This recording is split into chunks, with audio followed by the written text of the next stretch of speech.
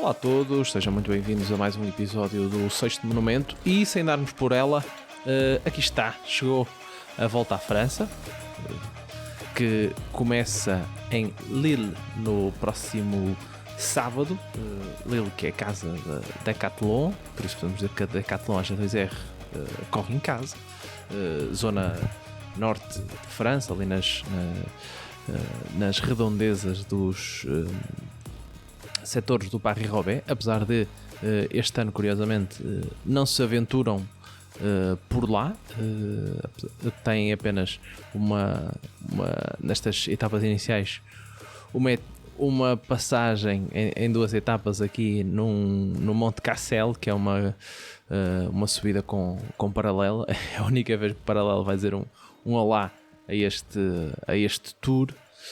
Um tour onde, claro, as pessoas estão de olho em mais uma batalha de Vingegaard e Pogačar. Se tudo correr como esperamos, será a quinta vez consecutiva que os dois corredores irão estar na disputa da corrida, ou repetir primeiro e segundo lugar, ou seja, desde 21 que o fazem. 21 com a vitória de Pogačar, 22 e 23 com a vitória de Vingegaard, no ano passado 24, nova vitória de Pogačar. Há esse dado curioso, que penso que será, não fomos a testar, mas penso que será inédito vermos os mesmos dois corredores a disputarem 5 anos seguidos a corrida.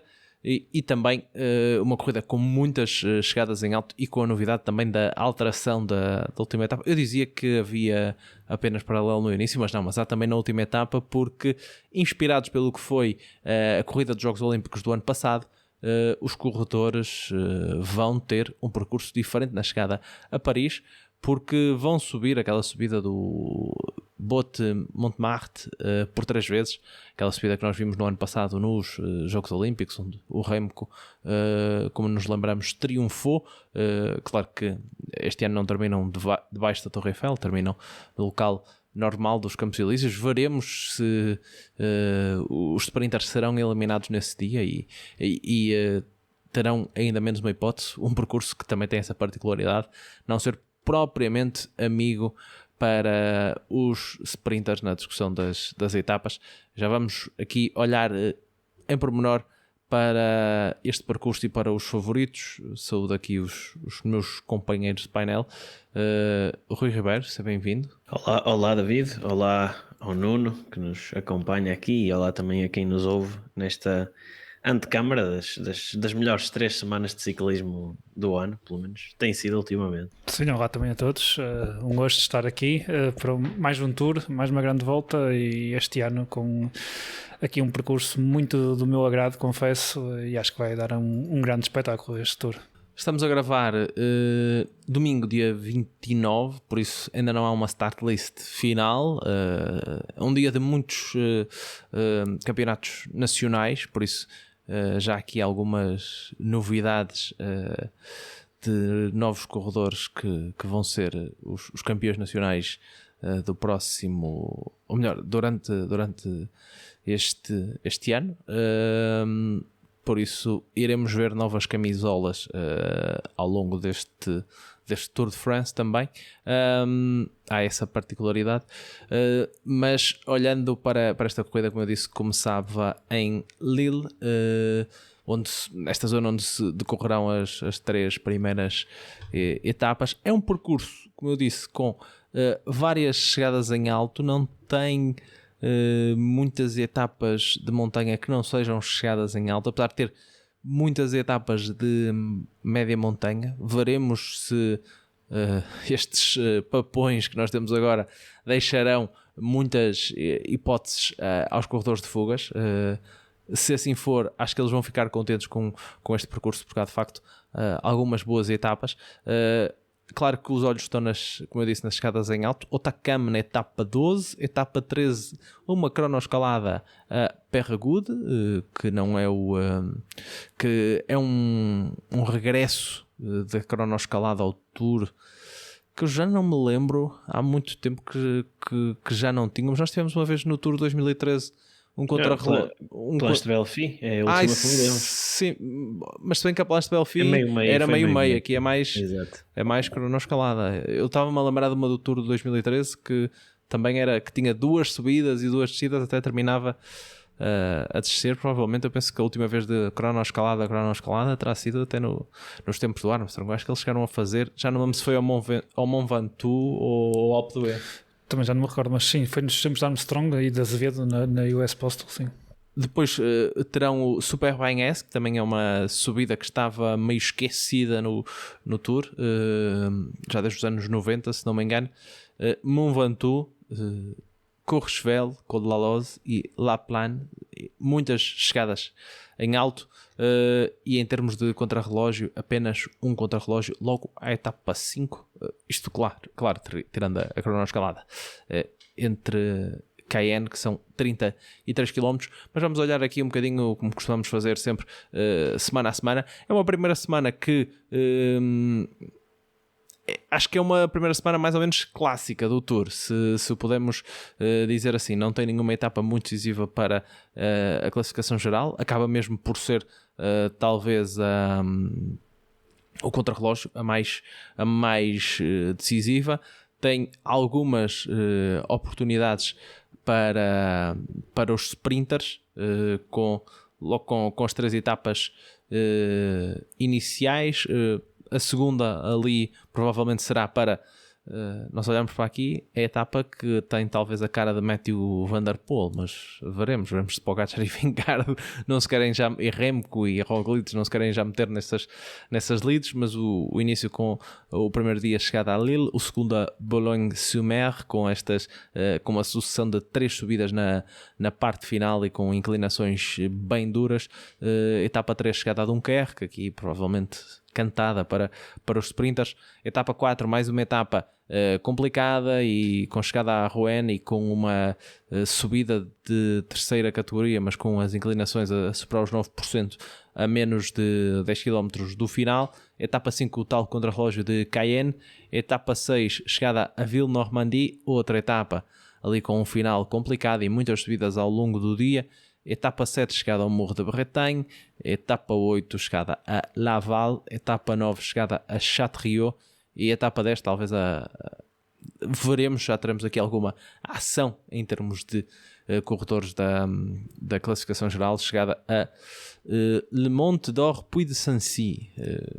Tenho que aperfeiçoar aqui o meu francês, uma etapa de média montanha, mas que com 4.000 de acumulado, apesar de não termos nenhuma grande subida, vamos ter muito sobe e desce ao longo do dia, e com a subida final a beirar quase os 8% de média. Provavelmente, digo eu, poderemos ter aqui uma discussão entre os homens da classificação geral pela vitória da etapa. É aquela etapa que há uns anos nós dizíamos que tinha a cara do Roglic, agora tem a cara do Pogacar, não é?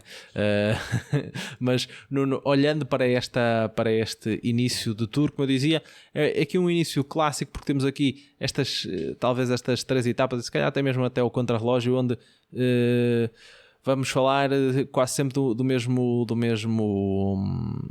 enredo, não é? Etapas muito nervosas, toda a gente vai querer estar na frente, evitar quedas, aquela mistura entre equipas da classificação geral e equipas do sprint. Talvez depois do contrarrelógio as diferenças já é de esperar, digo eu, que já serão maiores e as coisas podem depois amainar em termos dessa tensão no pelotão para as etapas seguintes, mas muitas hipóteses para os sprinters e também para os punchers durante esta primeira semana de Tour de France. Sim, começa logo. Eu acho que na primeira etapa isto vai dar para o sprint, mas depois, a partir daí, logo na segunda etapa, eu acho que aí já é um final ali ao estilo dos homens das clássicas que vamos ter. E acredito já que neste dia, o tal dia que tu falas e que muita gente fala que será a priori muito possivelmente para o Matthew Van Der Poel, mas não só, eu não descarto que aqui nesta segunda ou até mesmo na quarta etapa, conhecendo o Pogačar como conhecemos, que ele tenta ali uma gracinha nestes finais muito duros que vamos ter. Também poderá ser, por exemplo, uma oportunidade, quiçá até para o Primož Roglič, se calhar um Primož Roglič este ano à partida afastado das lutas pela geral, e que possa vir aqui ao Tour limpar um bocadinho a face do desastre que foi o abandono do Giro de Itália. Mas aqui nestes primeiros dias, estavas a referir, aqui vamos ter, ou seja, a etapa para o sprint, a etapa para o Pancherre, e depois na etapa 5 o contrarrógio plano, olhando aqui aos homens da geral, o dia para o Remco possivelmente ganhar aqui algum tempo interessante aqui ao Pogačar e a Vingegaard, embora nas grandes voltas já estamos habituados a ver Pogačar e Vingegaard a fazer muitos bons contrarrógios. É certo que este contrarrógio é numa fase inicial e não tanto final, onde o cansaço muitas vezes já se sente, como por exemplo aconteceu no ano passado, e o próprio Remco até acabou por fazer um terceiro lugar apenas, se não estou em erro, no contrarrelógio, mas aqui eu acho que o percurso e tudo analisando, ou há um puro contrarrelogista como por exemplo o Filippo Ganna, que esteja em dia assim que lhe consiga roubar a vitória, ou então o Remco, acho que aqui é o candidato número 1 a vencer neste dia, e depois também conseguir aqui, olhando aos homens que a priori estarão na luta pela geral, ganhar algum tempo. Mas logo a seguir, nos dias a seguir, na etapa 6, na etapa 7, temos um bocadinho mais do mesmo, um final que tanto pode dar para um Pancherre, como se calhar, eu nunca vou descartar o Pogačar, que já o conhecemos. Olhámos para o Tour do ano passado, ele começou logo desde o início também a tentar fazer diferenças, portanto, e nesta nova vaga que nós temos, encabeçada pelo Pogačar, nunca podemos dizer a priori que será uma etapa para um Pancherre, ou seja, Mathieu van der Poel, Van Aert, até o Biniam Girmay, eventualmente, que também passa bem alguma dificuldade de montanha, depois o Philipsen, inclusivamente até o próprio Caden Groves, que também é uma novidade este ano a priori, visto que quando estamos a gravar ainda não há confirmação da Alpecin, mas também estará aqui no Tour. E depois temos aqui mais umas etapas que eu considero a seguir serem para o sprint, como a etapa 8 e a etapa 9, para depois a 10ª etapa aqui no dia da Bastilha, uma etapa com muita montanha, como tu referias, é média montanha, podemos dizer assim, subidas curtas, mas onde eu não descarto que se calhar mais um bocadinho do que um final explosivo onde possa algum homem da geral ter ideias nos dias anteriores. Acho que aqui poderá haver algumas diferenças. No entanto, sendo o dia da Bastilha, também não descarto que, por exemplo, um bom trepador como o Rémy Martínez, sendo francês, também possa neste dia tentar aqui uma gracinha, num dia em que eu também acredito que vai ser aqui também a primeira grande etapa para quem queira vencer a camisola da montanha, poder ir para a fuga e conseguir alguns pontos interessantes. Rui, o Nuno estava aqui a falar desta primeira semana, é quase a dizer todos os dias, é um dia para este, para aquele, e talvez para Pogačar, se ele se lembrar. Isto lá está, há 2-3 anos nós dizíamos que era quase uma semana para o Van Aert e o Van der Poel discutirem as etapas todas entre eles. Agora a coisa muda um bocadinho de figura, e nós, se nos lembrarmos, no ano passado nós tivemos logo naquela etapa que passou na subida de San Luca em Itália, logo o Pogačar e o Vingegaard a discutir, e há 2 anos, quando as coisas começaram no País Basco, se bem que eram etapas mais duras, mas há esta constante de estes corredores da geral quererem estar sempre na disputa das etapas. Acreditas que com o contrarrelógio à 5ª etapa, depois com as coisas mais separadas, outros corredores podem já ter oportunidade? O Rui falou aqui e falamos na semana passada por causa da volta à Suíça, o Alaphilippe, que esteve em bom momento, o próprio Vauquelin, por exemplo, que também esteve em bom momento. Tem aqui, lá está, estas etapas que lhes caem bem. O Van der Poel também, porque se ele não deve estar nos primeiros lugares da geral depois da etapa 5, e depois tem aqui etapa excelente para ele. Acho que foi no Muro de Bretanha que ele venceu em 2021, se não me engano, e ficou com a camisola amarela.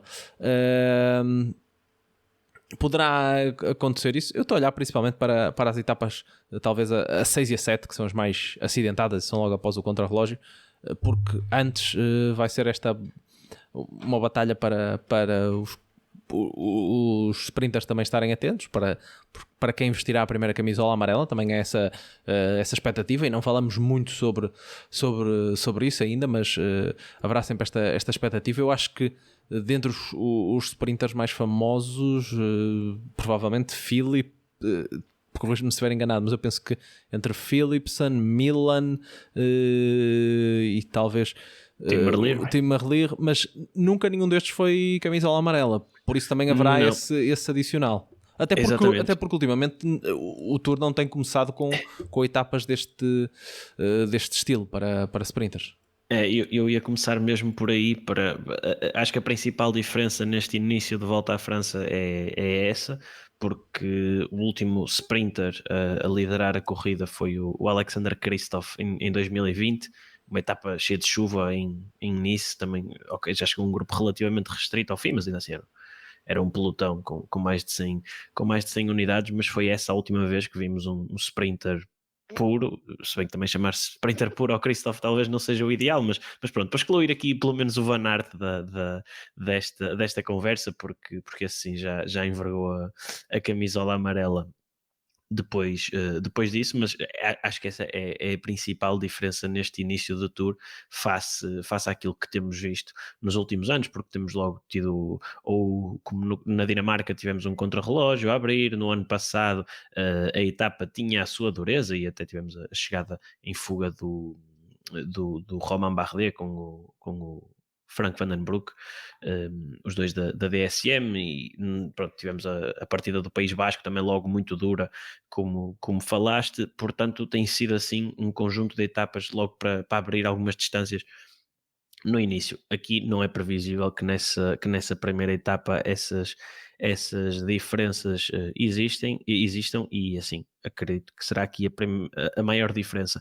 Depois até ao contrarrelógio temos, diria que mais uma etapa para sprinters e mais duas que podem dar para esses punchers, como um Alaphilippe, um Van Der Poel, o próprio Wout van Aert, ou, como disse o Nuno, e muito bem, um Pogačar, se assim se lembrar, e quem diz um Pogačar, mesmo o Remco, o Roglic, diria que, apesar de ver como sendo difícil eles baterem o Pogačar neste tipo de finais, acredito que sejam ciclistas que tentem iniciar movimentos que acabem por gerar diferenças, e porque acredito que ao Roglic e ao Remco dê jeito, por exemplo, que nestas etapas se criem assim alguns grupos mais pequenos na frente para deixar para trás ciclistas, sei lá, vou dizer um Carlos Rodrigues, o próprio João Almeida, que talvez não, havendo um grupo na frente com o Pogačar, depois não vai estar a puxar em grupos atrás, e eles vão querer estar nesses grupos da frente e poder iniciar esses movimentos, ou até mesmo o próprio Jonas Vingegaard, como vimos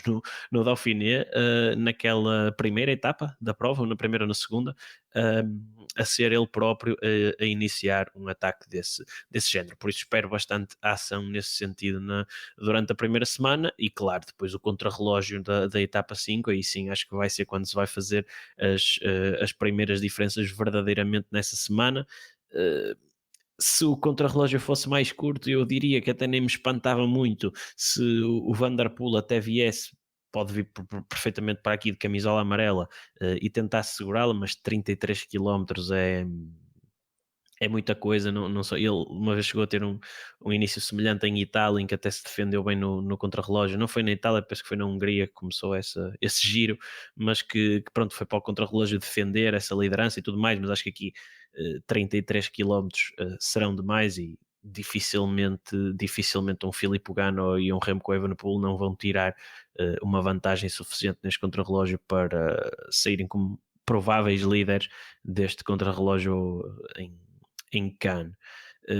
Depois pronto, aí já começa um tour mais a sério, porque apesar de termos tais etapas acidentadas ou com algumas pequenas subidas onde se podem fazer diferenças nas primeiras 4 etapas, como tu dizias, as etapas 6 e 7, sobretudo essas duas, acho que vão ser etapas bastante atacadas, podem perfeitamente cair para fugas, esses ciclistas que mencionaste, um próprio também vejo um Romain Grégoire, que também esteve muito bem na Suíça, a poder ter aqui algum sucesso, e acredito que irá depender sobretudo muito de como é que a UAE Team Emirates vai abordar esta corrida, se vão querer assumir a camisola amarela mais cedo ou se vão entregá-la, entre aspas, a alguém na fuga para depois a atacarem mais tarde, quem sabe Natal, etapa 10 com a chegada a Puy de Sancy, mas ou até depois disso, nas chegadas mais duras, como falaremos mais à frente, mas eu diria que aqui as fugas também já terão alguma boa probabilidade de sucesso nestas primeiras etapas acidentadas, até porque vai haver bastante interesse, mesmo eu acredito que um Van der Poel, um Alaphilippe, pensando sobretudo nestes dois, quererão abordar estas etapas para as tentar ganhar, e a forma como é mais provável terem sucesso é mesmo a partir da fuga, porque eles são muito bons punchers, mas como dizia o Nuno, se eles tentam discutir a etapa mano a mano com o Pogacar, o mais provável é terem azar e acabarem por não conseguir vencer, e também não são ciclistas que tenham grande impacto na classificação geral para as equipas, e aqui não falando só da UAE, mas também mesmo a Visma Lease Bike, não sei se devo dizer Visma Lease Bike Rabobank, não é? Que eles vão correr com o nome no equipamento na volta à França.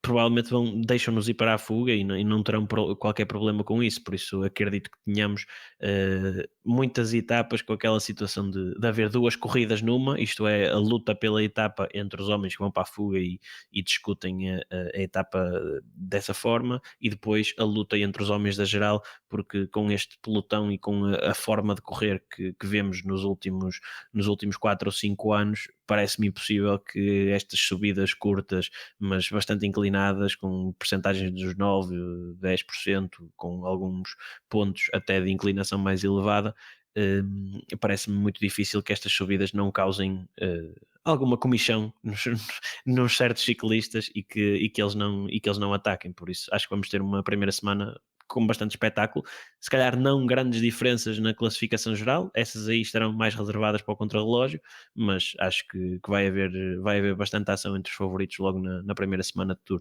Olhando então para o que vem a seguir, sempre com esse asterisco que ainda não temos as confirmações todas da start list, e nos poderá estar aqui a escapar algum corredor. Depois na segunda semana aqui já uma entrada nas montanhas pela zona dos Pirineus. Temos etapa 11, ligação entre Toulouse e Toulouse, mais uma dessas que aqui...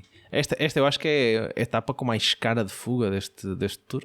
Há algumas mais aí para a frente, mas porque é aqui um sobe e desce constante nesta etapa impressionante. Depois a etapa 12 é a primeira grande etapa de montanha, chegada ao Otakam, com a passagem no Col do Solur antes.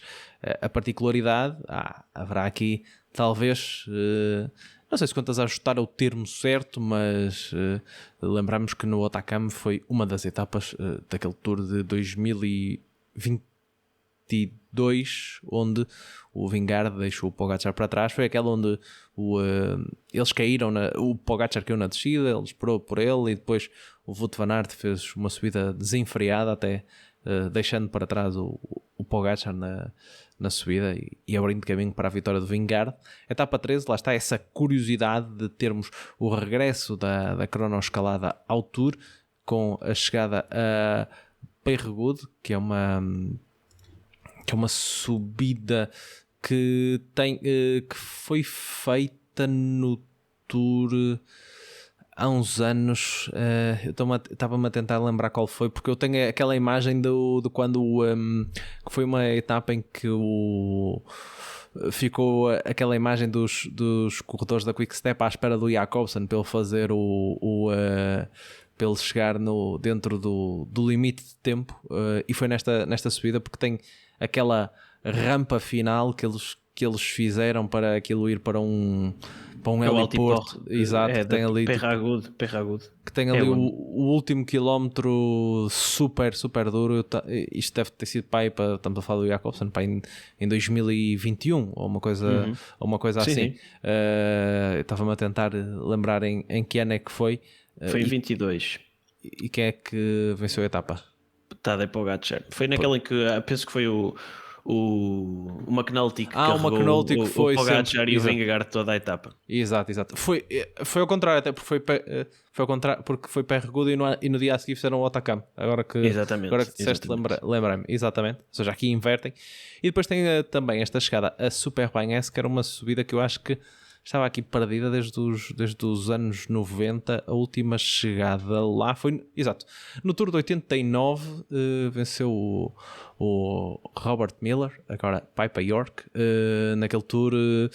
é o famoso Tour de Le Monde contra Fignon, que nós, quando éramos PCMcast, chegamos a fazer um episódio a relembrar esse tour. Se quiserem ir procurar ao feed do PCMcast, estará lá para relembrar esta etapa. Depois a etapa 15, chegada de Moret a Carcassonne, que é aqui uma grande dúvida. Nós estávamos aqui no início a debater se seria ou não uma etapa para sprinters, porque plantaram ali uma subida com 9 km, com 3 km a 9 de média no último terço da etapa, ou pouco depois da metade da etapa.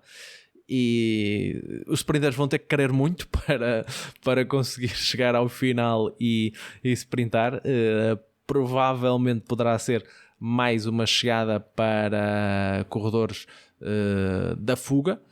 O Rui termina esta segunda etapa com esta passagem nos Pirineus, este final em Carcassonne. Lá está, como eu dizia, esta dúvida se os sprinters vão conseguir passar ou não. Poderão querer fazer aquele esforço extra, não é? Porque depois é dia de descanso, mas vai ser duro. Mas há aqui esta inclusão deste trio de etapas de montanha que, se calhar, como tem sido os últimos Tours, até podemos sair daqui mais ou menos a dizer que já há vencedor do Tour, mas uma grande expectativa para estes 3 dias em particular. Epá, sim, a minha expectativa é que não saiamos daqui com o Tour decidido, por amor de Deus. Dê-me uma última semana entretida, porque vais falar a seguir, tem bons ingredientes para termos uma terceira semana bastante emocionante, mas é difícil olhar para aqui e, se não, imaginando que haverá um dos candidatos, e quando digo isto falo de Pogacar e Jonas Vingegaard, havendo um dos candidatos que está claramente superior ao outro, dificilmente essa superioridade não se vai fazer refletir aqui, porque são 3 etapas duríssimas, e estou a falar, claro, das etapas 12, 13 e 14, subidas bastante longas, com pendentes elevadas. O contrarrelógio, então, é com aquele final que tu estavas a relembrar para Perragudo, é duríssimo, e vai haver aqui muitas diferenças a serem feitas, porque são sucessões de subidas de categoria especial, primeiras categorias, até algumas segundas categorias que, bem, são um bocadinho segundas categorias, só para não parecer mal, porque não ficavam nada mal também como primeiras, e aqui sim, acho que o Tour vai começar a sério. Vamos definir quem é que está na luta, quem é que não está. Mesmo quem está na luta pelo pódio e quem não está, irá já ficar aqui definida, para também alargar um bocadinho a conversa para lá do Pogacar e do Vingegaard, porque, ok, surpresas acontecem, e como vimos agora no Giro até, em que os 2 principais candidatos à vitória nem sequer à terceira semana chegaram, ou pelo menos não acabaram a corrida, e podem sempre acontecer surpresas, mas esta corrida, em termos de luta pela geral, já sabe que roda muito à volta destes 2 nomes, mas acho que tem aqui todos os ingredientes para ser espetacular. Tem esse lado esse lado de vingança ou de redenção, pelo menos, de que tu falaste com o Autocam. Mesmo a etapa de Perragudos também tem essa lembrança do Tour de 2022, e depois a etapa 4, diria que ok, na terceira semana se calhar temos ali uma etapa que rivaliza com esta em termos de dureza, mas ainda assim não diria que é a etapa rainha até ao momento, pelo menos até à etapa 14. Esta será sem dúvida a mais dura do Tour, com praticamente 200 km de etapa e com Tourmalet, Col d'Aspin, Col de Perressur e depois a tal chegada que já não se faz há bastante tempo de Super Bagnères, todas elas em sucessão e já depois de 2 dias duríssimos. Acho que aqui poderá, ainda mais do que nos outros dois, ser se calhar o dia em que se abrem mais diferenças nesta segunda semana e em que o Tour poderá ficar encaminhado ou muito bem encaminhado para alguém. Eu espero que não, eu espero que Pogacar e Vingegaard saiam daqui empatados com o mesmo tempo ou algo semelhante para termos espetáculo e indecisão quanto ao vencedor até o mais tarde possível. Por mim, idealmente até podiam discutir isso na subida a Montmartre no final da prova, mas é sem dúvida uma semana duríssima que acho que vai mesmo culminar aqui com uma super etapa, na tal etapa 14, com a passagem no Tourmalet e depois a chegada a Super Bagnères. Fui no ano passado nesta zona dos Pirineus, não é? Que se começou a desenhar o Tour com aquelas 2 etapas do Plateau de Belly e outra do dia antes, que agora honestamente não me estou a lembrar qual foi, com 2 vitórias do Pogacar, foi mais ou menos na mesma zona, Pladade, exatamente. Foram 2 dias seguidos, 2 escadas em alto no fim de semana, onde ele começou a desenhar a sua vitória no Tour. Este ano voltamos ao local do crime. Isto, lá está, é difícil nós hoje dizermos se uma subida é mais para Pogacar, é mais para Vingegaard, mas provavelmente o que vimos até agora e que vimos principalmente no Dauphiné, está aqui um bocadinho de, não sei se medo é a palavra certa, mas está aqui um bocadinho de desconfiança com o Vingegaard com este trípico de etapas, ou com o Vingegaard, com o Pogacar com este trípico de etapas pode quase que fechar a conta, fechar a história ainda antes dela ter começado. Eu agora tenho que fazer o discurso politicamente correto. Até ao fim, até ao último quilómetro, tudo pode acontecer. Mas, sim, olhando isso aqui um bocadinho, uma análise mais honesta, se continuarmos a ter o Pogacar como temos tido, nomeadamente nestes últimos 2 anos, não que quando não venceu não esteja estado a um nível super elevado, que também esteve, se calhar foi ter um Jonas Vingegaard ainda melhor, mas se voltar a ser o mesmo nível do ano passado que o Pogacar apresente, um Jonas Vingegaard, eu já falei nisso até no último episódio que participei do podcast, que me dá a sensação que já não está ao nível que já esteve na alta montanha, no mano a mano com o Pogacar, nomeadamente nas respostas aos ataques de Pogacar. O Pogacar, mantendo a forma que tem apresentado, sim, pode dar aqui, não vou já dizer que fica decidido, porque também depois vem os Alpes e aquilo que eu falava no início é um percurso fantástico para quem gosta mais de montanha, é o ideal, porque de facto temos aqui a última semana também vai ser muito, muito dura, mas pode ajudar um bocadinho a criar aqui uma vantagem e a poder gerir melhor o decorrer da corrida, algo que é sempre importante e depois vai dar sempre motivação. O Pogacar, se não estou em erro, tem 99 vitórias na carreira, vai querer chegar aqui à 100ª no Tour, depois vai querer certamente acrescentar mais uma geral ao seu palmarés. Mas sim, concordo convosco, não queria ser muito repetitivo, mas de facto o Pogacar aqui nestes 3 dias, mesmo na própria cronoescalada, estou muito curioso para perceber, para ver o Pogacar na cronoescalada, pode conseguir aqui tempo de facto incrível, porque na própria cronoescalada é algo, como tu dizias, aqui o Tour já é raríssimo de acontecer. Também nas outras provas não é algo muito comum, principalmente com estes intervenientes, com Pogacar e Vingegaard, não me recordo, acho que nunca aconteceu. Recordo-me só apenas teve o Roglic no Giro há 2 anos atrás. Portanto, nós estávamos a conversar no início, fui espreitar e tu dizias, não é, que tinha sido no tempo de Armstrong e Azevedo e foi uma cronoescalada ao Alpe d'Huez.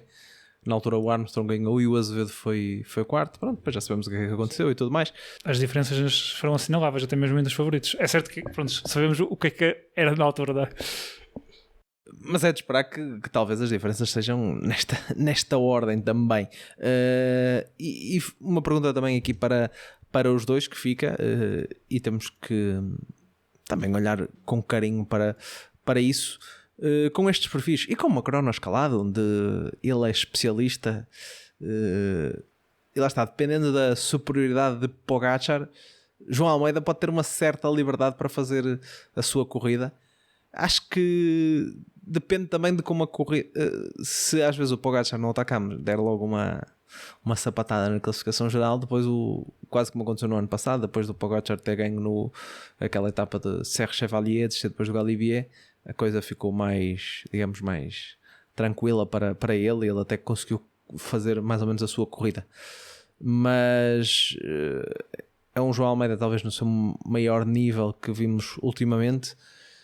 Aqui ele também poderá estar no final desta semana, talvez ali mais ou menos no mesmo lugar onde esteve, ali entre o quarto, o terceiro, o quinto lugar. Depende também, há aqui alguma curiosidade para ver como é que vão estar Roglic, como é que vai estar Remco. Eu acho que talvez em termos de hype, o João Almeida parte quase como eu vou arriscar dizer que ele é o terceiro mais em alta. Não estou a dizer que é o terceiro melhor, mas o terceiro mais em alta. Ok, que ele não fez o Dauphiné, fez a volta à Suíça e tudo mais, mas Rui, não sei se percebes o que é que eu quero dizer. Ele é aqui o que passa por um momento, por um estado de graça maior. Acho que é isso. Nós estamos na era das percepções e das sensações, não é? Por isso acho que faz sentido, e nesse sentido diria que sim. Então venceu três provas por etapas do World Tour este ano. Tem claro, eu acho que ele é claramente candidato ao pódio. Acho que isso é inegável. Acho que o mais normal é acabar dentro do top 5. Claro que depois se fica em terceiro, quarto ou quinto, segundo já acho muito mais difícil. O primeiro mais ainda, tendo o Pogacar na equipa, então acho que nem vale a pena colocar esse cenário, a menos que aconteça alguma coisa de mal ao Tadej. Mas sim, diria que é uma corrida em que vai depender disso, vai depender de que tipo de ajuda é que o Pogacar irá precisar do João Almeida. Vai depender muito do nível do Adam Yates, que não está a fazer uma temporada excepcional, mesmo no Giro não esteve ao seu melhor nível. Não sei como é que ele vai aparecer aqui, porque se não tivermos um bom Adam Yates, o João tendencialmente será chamado ao serviço mais cedo. Eles, face ao ano passado, ok, que o contributo não foi fantástico, nem nada que se pareça, mas trazem menos um trepador, o Juan Ayuso, trazem o Narvaez no seu lugar, portanto também logo por aí há menos uma ajuda, pelo menos teórica, na montanha. Por isso vai ser preciso perceber exatamente qual o papel do João nesse sentido, mas acredito que acabará por ter a liberdade para fazer a sua corrida, e mesmo o tipo de corredor que ele acho que ajuda a que, mesmo estando ao serviço do Pogacar, ou a ter que estar mais ao serviço do Pogacar do que no ano passado, em que não foi necessário fazer nenhum lançamento daqueles em que tem que atingir um pico de potência para lançar um ataque e depois abrir para o lado. Não foi esse o tipo de ajuda que o João deu ao Pogacar no ano passado.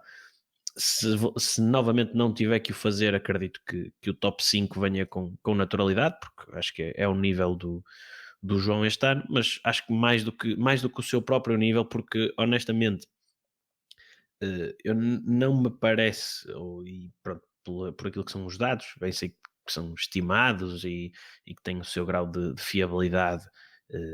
O grau de fiabilidade vale o que vale. Não diria que a probabilidade de vermos o João Almeida a chegar-se assim tanto ao nível do Remco Evenepoel e possivelmente do Roglic, porque o Roglic, esse aí é que é mais complicado de ler o possível nível dele, porque no ano passado a Vuelta foi com outro tipo de concorrência, até porque o João abandonou muito cedo na corrida. O Giro teve os problemas que teve e não deu para perceber exatamente a que nível teria o Roglic. É sempre mais uma incógnita, mas se tivermos aqui um Remco ao nível daquilo que vimos no ano passado, não me parece ser possível o João chegar ao pódio. Se o Remco, a falta de treino no inverno devido à queda, uma pior forma face àquilo ou por outra justificação qualquer, se não aparecer aqui ao nível que apareceu no ano passado, aí sim diria que o cenário do pódio poderá ser mais realista. Porque acho que essa ressalva de que o João aqui não estará a correr para si como esteve nas 3 provas por etapas que venceu, mas sim em função de um líder. Acho que isso tem que ser também uma atenuante, se calhar, nas expectativas que muita gente possa ter. Oxalá eu esteja totalmente enganado e que o João se revele mais forte que o Pogacar e vença o Tour, mas não sei se será bem assim. Sim, não vamos entrar aqui em fantasias. Acho que até porque mesmo não sei se foste tu, se foi o Nuno que disse, há sempre a probabilidade de alguém cair ou não sei o quê. O Pogacar tem muitos poucos abandonos na carreira, que eu me lembro, por isso só me lembro de o Nuno estava a dizer aqui que seria só um. Eu lembro-me de um na Liège-Bastogne-Liège, não sei se ele terá mais, por isso até nessa probabilidade tem aquele na descida do Spandel, quando estava a tentar atacar o Vingegaard sim, caiu, mas não abandonou. Não, abandono não, estava a pensar em quedas em geral. Sim, se ele fosse corredor da Red Bull, aí tinha mais oportunidades de herdar a liderança da equipa, mas como não é, aí não terá tanta... Tens de ter cuidado, tens o Nuno à tua beira, não podes dizer essas coisas. Mas olha, já que nós falamos, não é? Falamos da Remo com o Roglic e outras possibilidades. Lipovic, quem sabe se também será um desses corredores que estará nessa luta pelo quinto lugar, mas no fim nós vamos passar aqui pelo quinto lugar, diria, pelo top 5, no fim vamos passar aqui um olhar sobre a classificação geral e sobre onde podemos encaixar cada um. Lá está, sempre com aquela ressalva de ainda não sabemos todos os corredores. Sabemos, por exemplo, que Richard Carapaz não vai participar. Tivemos essa notícia no passado sábado por uma questão de uma infecção que contraiu a treinar em casa e infelizmente não vai estar neste Tour. Olhando agora sim para a terceira semana, também ela muito dura e com imensas etapas acidentadas. Começa com a chegada ao Mont Ventoux logo na etapa 16. A última vez que passamos o Mont Ventoux no Tour foi naquela etapa que o Wout van Aert venceu em fuga, mas aqui não era final em alto. E depois temos a etapa 17, chegada a Valence, a chamada etapa de transição. Acho que os sprinters poderão aqui querer ter uma hipótese, porque a segunda semana vai ser muito dura para eles e mesmo o final da terceira vai ser complicado, por isso acho que aqui as equipas dos sprinters vão ligar o alerta. E depois vêm aí as etapas mais duras deste Tour. Logo a etapa 18, a etapa com mais desnível do Tour, 5.600 metros de desnível, 3 chegadas de categoria especial. Eles fizeram, digamos que, um ensaio desta etapa no Dauphiné deste ano, com aquela chegada a Valmy-Minère, porque eles também passavam no Col de Glandon e Col de la Madeleine, e fizeram, digamos que repetiram fizeram aqui um ensaio. Desta vez o final será mais duro a Courchevel, Col de Laloz, o famoso do I'm Gone, I'm Dead, se bem que lá está, aqui vão fazer não pela vertente que fizeram nesse ano, pela vertente inversa. Por isso eu estava aqui a tentar perceber pelo perfil, eu acho que eles vão passar, acho que não é o final, mas acho que eles vão passar pelaquela rampa super dura onde era o final. Não tenho propriamente a certeza. Estava aqui a tentar confirmar se seria este será o final, Rui, do ano do Roglic contra o Pogacar. Não sei se estava a tentar perceber. Não sei se é, não sei se é, não sei se é esse. E depois voltam também, depois de fazerem o Super Paris, voltam também a outro clássico do Tour dos anos 90, La Plagne, com esta ligação uma etapa bem mais curta que a do dia anterior, são apenas 129 km, com a ligação de Albertville a La Plagne. A última vez que subiu esta corrida esta subida numa corrida profissional, venceu Mark Padden naquele mítico fim de semana do critério do Dauphiné. A última chegada aqui no Tour teve vitória de Michael Bugard, na altura corredor da Rabobank. Não sei se é um sinal para alguma coisa. E depois o último fim de semana temos a etapa 20, Nantua Portalier. Veremos acho que deve ser para a fuga. Não sei se os sprinters vão estar com muita vontade. E depois a etapa final com este adicional que demos em Paris já fomos falando com a inclusão de 3 subidas ao Côte de Botte-Montmartre, onde vimos os Jogos Olímpicos do ano passado, e que provavelmente também poderão excluir os sprinters desta luta. Mas Rui, é o que dissemos mais ou menos da semana anterior. Acho que aqui ainda com mais dureza, porque são subidas ainda mais duras nesta zona dos Alpes, e subidas ainda mais longas, o que não é tão característico dos Pirineus.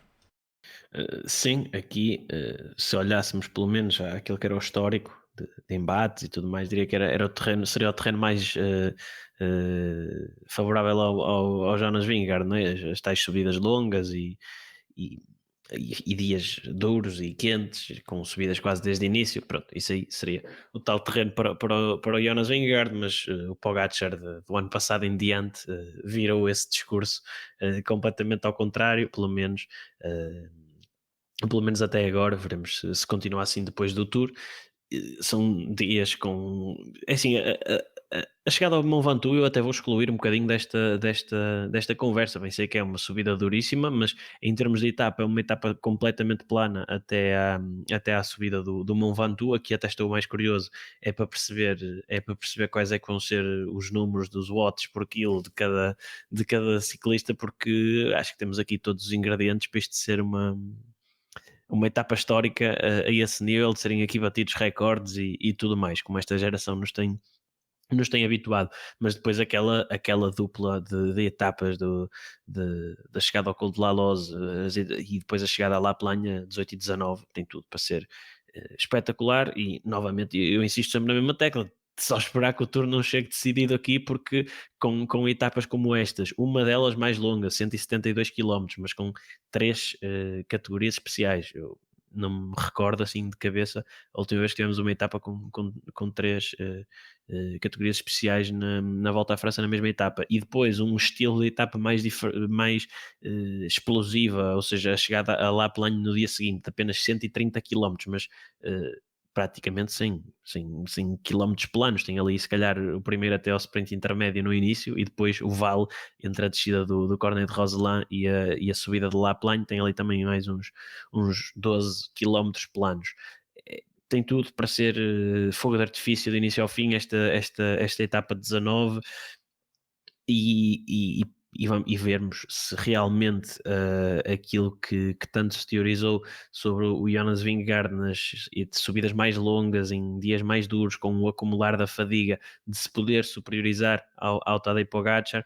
Vamos ver se aquilo a que assistimos no ano passado era realmente uma tradução fiel do nível de cada um, ou se apenas houve realmente uma viragem de forças, e agora o Tadej Pogačar é mais forte mesmo nestas subidas. Eu estou muito curioso, sobretudo com a etapa de La Plagne. É algo que só vi em vídeos, nunca vi em direto, pelo menos em contexto de Volta à França, por isso estou muito curioso para assistir em uma etapa assim curta.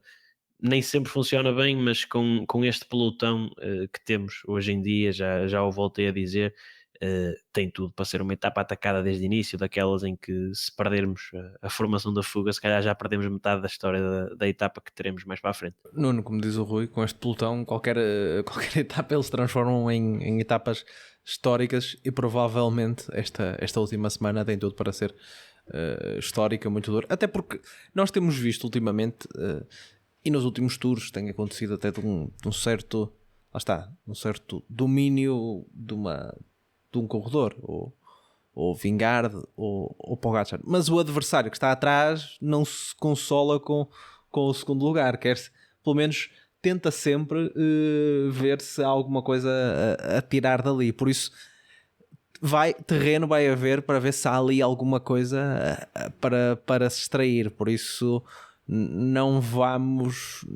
podemos simplesmente desligar a televisão nestes dias, e como diz o Rui, se calhar principalmente na etapa 18 e 19, vamos ter que ver desde o quilómetro 0, porque isto vai ser uma loucura. Sim, aquela questão que há pouco tocávamos, que esperávamos que o Pogacar não tivesse já resolvido ali na segunda semana o Tour, e eu dizia que tínhamos sempre que esperar. Eu acho que mesmo havendo eventualmente um corredor que possa estar aqui superior aos outros, estas etapas, isto aqui é uma dureza, eu atrevo-me a dizer que lá está, mesmo é dos Tours mais duros que eu me recordo, e que tenho elevado as expectativas que vamos ter mesmo um grande espetáculo, porque lá está, com aqueles finais para Pancherre e depois com esta parte da alta montanha.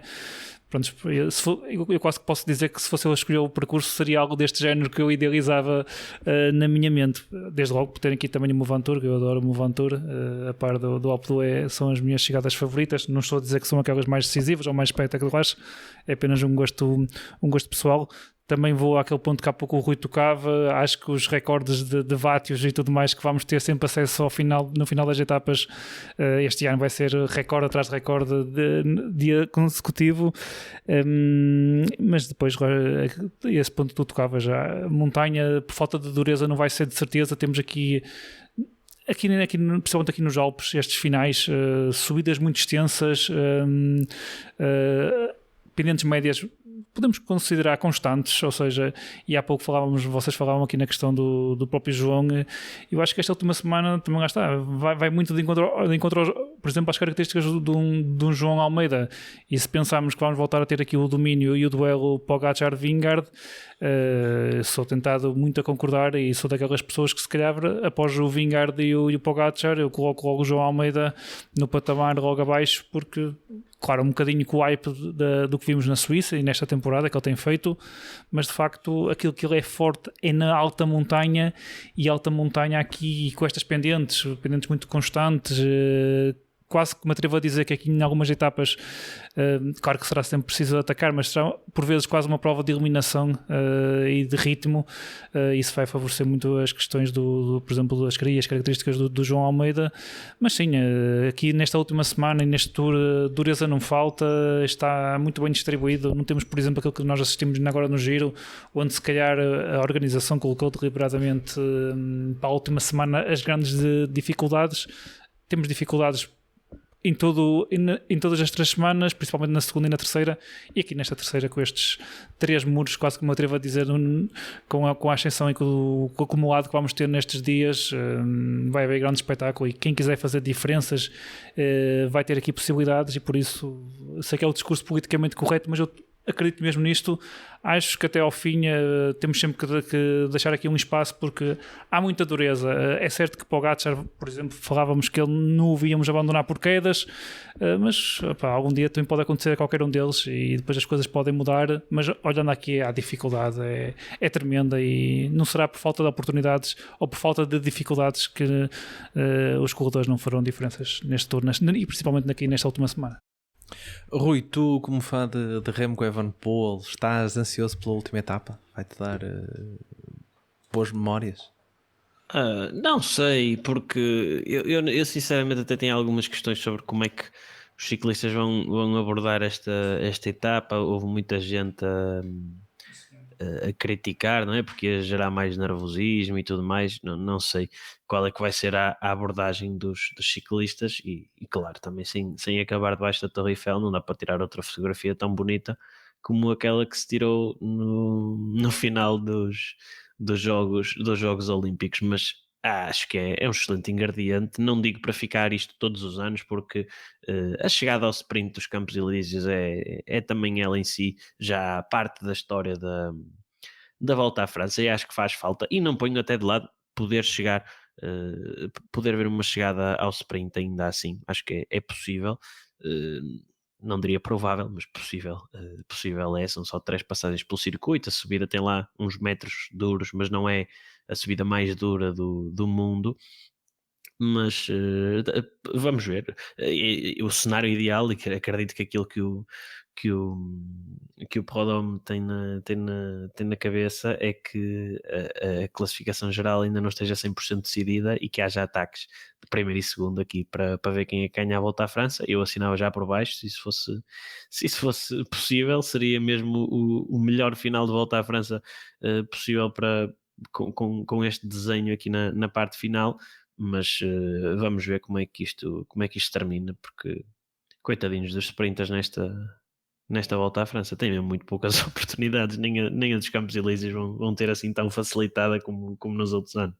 Olha, e vamos começar então a olhar para a start list e vamos olhar para eles. Em princípio estarão presentes aqueles que nós consideramos os melhores, já fomos falando. Jonathan Milan, Philipsen, com essa questão se estará Groves ou não para o ajudar, o que vai tornar a coisa ainda mais divertida caso ele esteja. Tem aqui o lançador de luxo.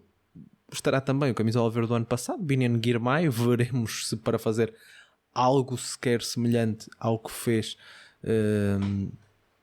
no ano anterior. Groenewegen também, lembramos, venceu etapas no ano passado.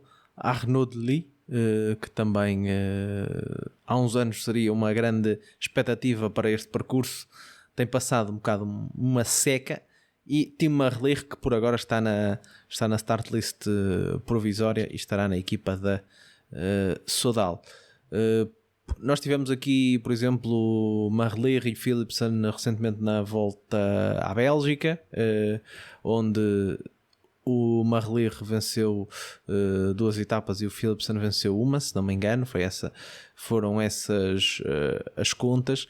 O Jonathan Milan esteve no critério do Dauphiné e venceu uma etapa. Por acaso até tem sido uma temporada onde ele venceu ali até o terreno Adriático, depois na época das clássicas não venceu, e venceu agora no Dauphiné. Se não me engano, é a estreia do Milan em Tours. Se ele só fez até agora o Giro, também fica essa curiosidade. Rui, como tu já tinhas dito, há expectativa porque os sprinters vão voltar a ter esta oportunidade de vestir a primeira camisola amarela, mas ao longo do Tour não tem assim tantas oportunidades para discutir as etapas e não tem assim tantas chegadas. E se calhar os que querem ter mais hipóteses vão ter que ter uma capacidade de sofrimento um bocadinho maior em alguns dias para passar uma ou outra subida que lhes promete complicar a vida. Sim, até é algo difícil de imaginar até como é que será aqui propriamente a luta pela camisola verde, porque há tanta etapa que tanto pode como pode não dar para o sprint, que se calham de chegar aqui uma ou duas fugas em dias em que em teoria seria para os sprinters, a coisa até pode descambar um bocadinho em termos de camisola verde e ficar entregue a outro tipo de ciclistas, mas acho que é a primeira vez que vamos ter ou é de certeza a primeira vez que vamos ter numa grande volta Philipsen, Merlier e Jonathan Milan, que em teoria são os 3 melhores sprinters do mundo, cada um com o seu estilo diferente, diria eu. Portanto, espero aqui uma ótima batalha entre os 3. O Merlier, claro, tendo o Remco na equipa, não terá a mesma atenção, digamos assim, da equipa que terão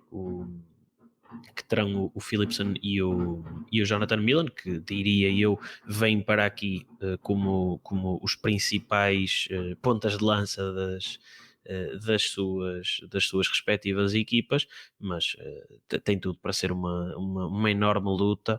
E quem é que, se calhar, diria que deles os 3, bem sei, pode sempre aparecer uma surpresa, e até o Girmay no ano passado é um ótimo exemplo disso, que diria que ninguém lhe atribui a vitória em 3 etapas do Tour antes dele começar, mas diria que aqui se vai decidir quem é o sprinter do ano e que vai ficar com este título do melhor sprinter do mundo, pelo menos durante uns meses.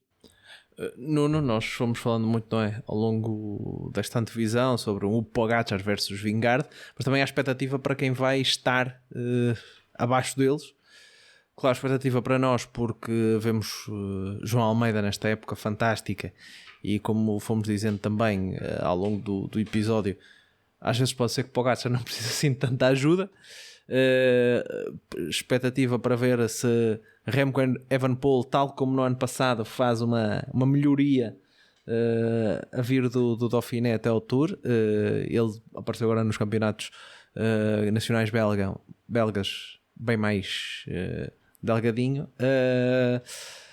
o Roglic, que também é uma incerteza depois do Giro. Tem o Lipovitz na equipa, e depois há aqui incertezas ainda maiores. Eu poria Carlos Rodrigues, Lenny Martinez, que para mim é ele tem só uma etapa contra ele, que é o contrarrelógio da etapa 5. De resto, tudo lhe cai bem neste Tour, na minha opinião. Tem sido um dos corredores da temporada, para mim. Claro, não tem sido como o João Almeida, mas ele venceu etapas em todas as grandes corridas que disputou. Acho que tirando acho que foi a Volta à Catalunha a única onde ele não venceu, mas venceu no Paris-Nice, venceu na Romandia, venceu agora no Dauphiné. Acho que é uma grande esperança para os franceses, não para vencer o Tour, mas para fazer um bom Tour, quem sabe vencer uma etapa. Eu punha aqui, talvez, lá está, Pogačar, Vingegaard, depois ali uma amálgama que mete João Almeida, mete Roglic, mete Evan Poel, quem sabe Lipovitz, e depois mais cá para baixo há aqui mais nomes para preencherem o top 10 eventualmente. Mas isto depois também depende, não é? Porque se o Pogačar necessitar aqui de umas ajudas maiores, se calhar o João Almeida pode ter em algum momento que deixar a sua classificação geral de lado. Se o melhor Roglic estiver presente, o Lipovitz vai ter que ajudar. Há aqui uma grande indecisão nesta segunda linha. A própria Visma, Jorgensen, ele no ano passado acho que foi 9º ou 10º, e vem de fazer um Dauphiné onde também foi 6º, apesar de ter ali um dia menos bom. Por isso há aqui muita gente para estes lugares que não são o primeiro e o segundo.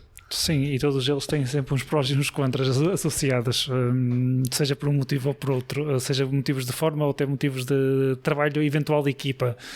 No patamar, vou repetir um bocadinho aquilo que já dissemos, ou seja, eu considero que há um patamar superior onde está Pogačar e Vingegaard, e depois vêm os outros, e nos outros eu este ano vou colocar como o primeiro nome o João Almeida. É certo que há essa questão que temos sempre que ter associada, e será sempre um contra para o João, algum eventual trabalho de equipa associado para ele, que poderá prejudicar ou não, mas em termos de perfil este ano, ainda mais do que o ano passado, e também a forma do João este ano, acho que concordámos todos, consegue ser ainda melhor que a do ano passado.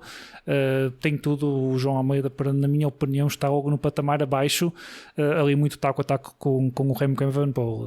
Falavas nessa questão do Remco estar mais fininho, digamos assim. Temos visto que é uma das preocupações dele. Não sei se no estudo e nas análises que a equipa faz, se é essa a questão que tem feito a diferença na alta montanha, para Vingegaard ou para Pogačar, que é a questão do peso ou não. O que é certo é que temos visto o Remco a perder peso. Eu acredito que vamos ter um Remco em melhor forma do que aquela que tivemos no Dauphiné. Eu já falei nisto num episódio anterior.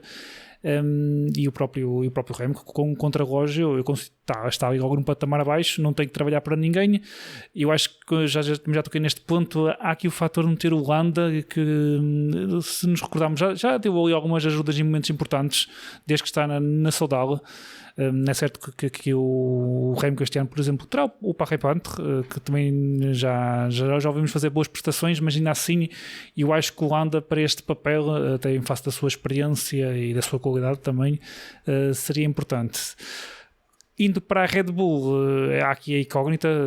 Eu diria que eles fazem bem em ter abertos as duas opções, Roglic e Lipovitz. Vimos um Lipovitz muito bem e tem dado já sinais, já desde a temporada passada, de ser capaz de competir com os melhores na alta montanha. Acho que seria um erro para a equipa, por exemplo, ver que o Roglic poderá não estar em grande forma e colocar o Lipovitz a trabalhar para ele. Acho que fazem muito bem e com as duas opções.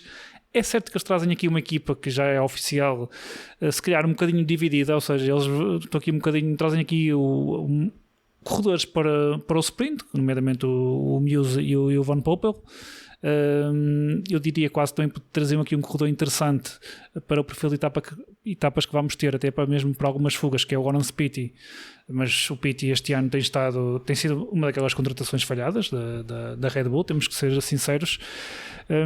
Mas eu coloco tanto o Lipovic como o Roglic, tenho que ser honesto, por muito que me custe um patamar abaixo do João e do Remco, numa eventual luta por aquele lugar que todos nós imaginamos que será o último lugar do pódio.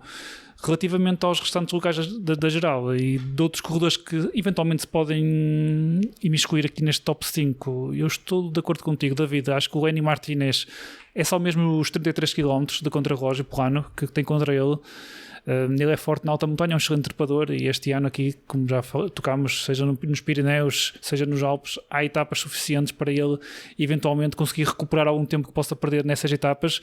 Está numa equipa que também tem ali um colega de equipa que poderá ser interessante também para ele, para fazer aqui um jogo de equipa, que é o Buitrago. É certo que o Buitrago é mais um corredor de etapas, mas se calhar até pode ser um dos principais candidatos, quiçá, na luta pela camisola da montanha, caso queira ir muito para as fugas, porque senão com estes finais que podemos ter em alto, não sei até que ponto o Pogacar e o Vingegaard não possam vencer a camisola. E depois eu olho aqui para a Ineos e Carlos Rodrigues, deixa-me algumas dúvidas. Temos sempre que contar com ele, já fez resultados importantes, mas o que é certo é que sinto que o Carlos Rodrigues tarda em afirmar-se, em dar um salto qualitativo, que por exemplo vimos dar o João Almeida, e passaram para um patamar superior.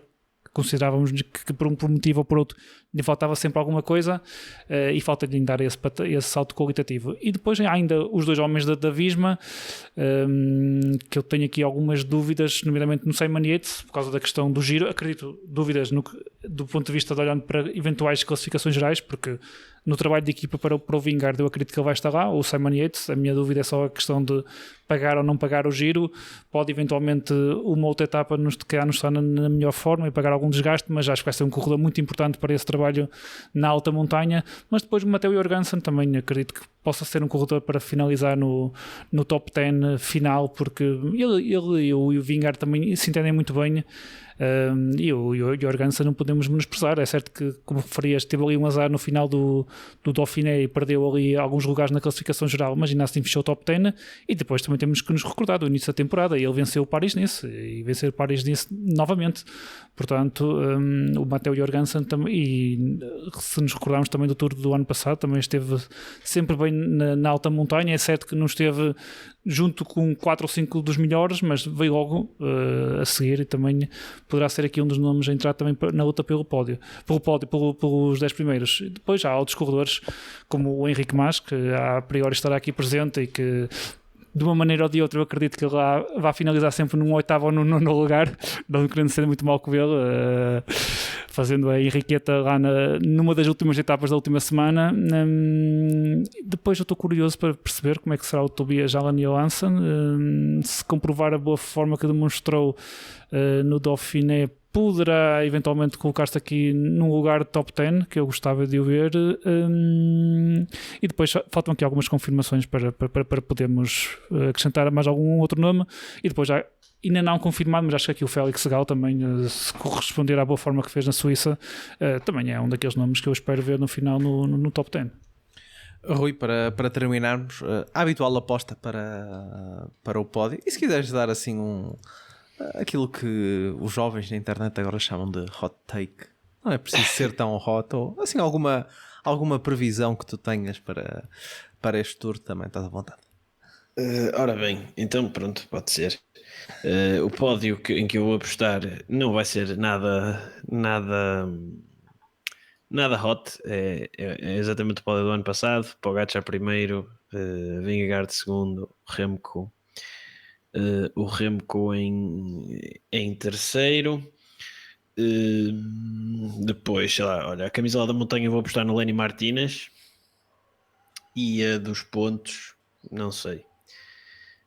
Não sei mesmo, acho que é complicado, mas olha, vou apostar no Tim Merlier, que acho que safa-se bem sem equipa. De resto, assim, hot takes não tenho assim nenhum, não tenho assim propriamente nenhuma grande expectativa que seja muito diferente daquilo que... Achas que o Clément Champouzin vai vencer uma etapa?